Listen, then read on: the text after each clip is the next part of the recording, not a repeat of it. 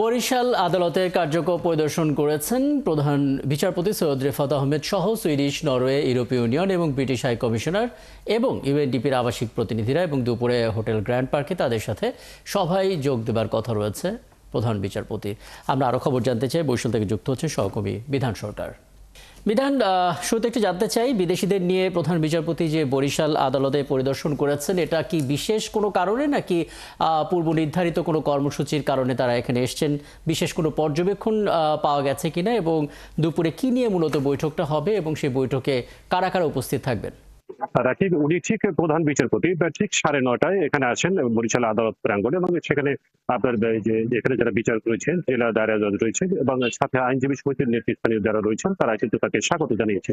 এবং তিনি তারপর তার সাথে আপনাকে বলতে পারি যে ইউরোপীয় ইউনিয়নের রাষ্ট্রদূত, ব্রিটিশ হাই কমিশনার ছিলেন, নরওয়ে এবং সুইডেনের হাই কমিশনার ছিলেন, এই 4জন হাই কমিশনার ছিলেন, এবং সাথে ছিলেন ইউএনডিপির আবাসিক প্রতিনিধি এবং সব মিলিয়ে 7জন বিদেশি ডেলিগেট ছিলেন তার সাথে। এটাই বলছেন যে আমাদের এখানে যে জেলা দায়রা জজ তার ব্রিফিং এ আমাদের সাথে কথা বলেছেন।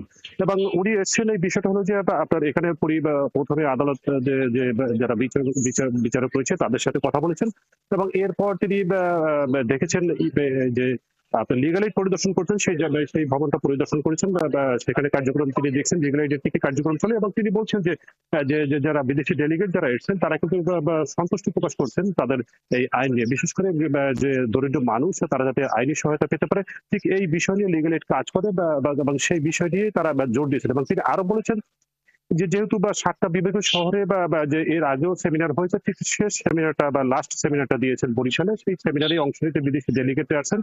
এবং আজকে কিছুক্ষণ পরেই হোটেল গ্র্যান্ড পার্কে শুরু হবে, তিনি এখন চলে গেছেন হোটেল গ্র্যান্ড পার্কে, এবং সেখানে শুরু হবে আপনার যে সভাটি কিছুক্ষণ আগে চলে গেছেন। এবং সেখানে সেই সভায় ইউএনডিপির যে প্রতিনিধি 7জন ডেলিগেট রয়েছেন তারা সেখানে অংশ নেন, এবং তারা এই বাংলাদেশের আইন বিষয়ে তারা বেশ সন্তোষ প্রকাশ করছেন, যেহেতু গ্রামীণ জনগোষ্ঠী বা পিছিয়ে পড়া অবহেলিত জনগোষ্ঠী যারা ন্যায় বিচার পেতে পারে সেই নিয়ে কথা বলছেন, এবং সেই নিয়েই আজকের এই সভাটা হবে এবং সেখানে হোটেল গ্র্যান্ড পার্কে।